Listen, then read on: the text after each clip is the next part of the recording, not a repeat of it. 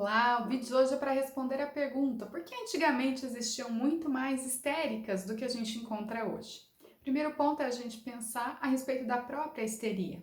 Vamos pensar que a histeria, ela deriva da palavra útero, né? O significado da palavra seria útero, porém, mas ela não é só uma doença feminina, né? Que só apareceria em mulheres. Homens também podem ter sintomas de histeria.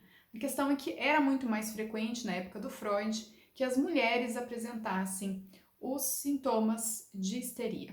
Quando a gente pensa na histeria, a gente vai entender que é uma manifestação de quadros clínicos variados. O que significa isso? Que a pessoa que tinha histeria, ela poderia apresentar vários sintomas diferentes.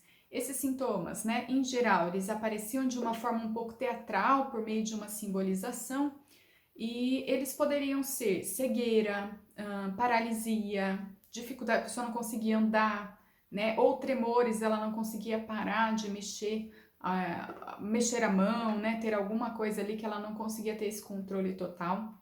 Então poderia ser uma série assim, de sintomas variados, e o Freud começa a investigar a histeria porque ele percebe que não tinha ali uma origem biológica que pudesse ser diagnosticada pelos médicos. Então ele vai buscar entender se não é uma questão biológica, o que fator psicológico que está implicado ali.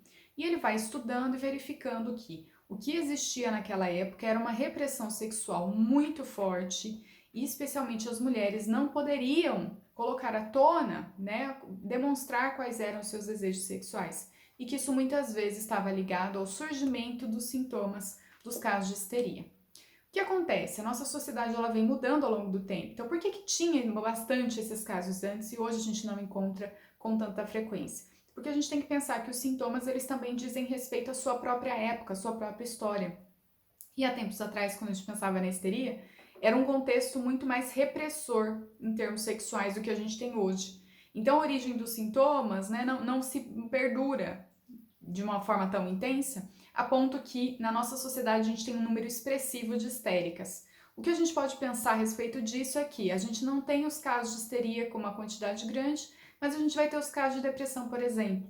Essa é, acho que, uma das maiores doenças que a gente verifica nos dias atuais e que reflete também muito a dificuldade da nossa sociedade em lidar com a dor, em lidar com o sofrimento, a próprio uso das redes sociais, né, mostrando vidas idealizadas e a pessoa se comparando e vendo que ela não tem aquilo que as pessoas mostram, e muitas vezes o que elas mostram é só uma pequena parte da sua vida muito bem selecionada, mas quem assiste fica com essa questão de que o outro tem uma vida perfeita, eu não tenho essa vida, e isso vai causando dor, sofrimento, luto pelas coisas que eu gostaria de ter e não consigo ter, pelas coisas que eu vivi e eu não consigo elaborar as perdas que eu estou passando.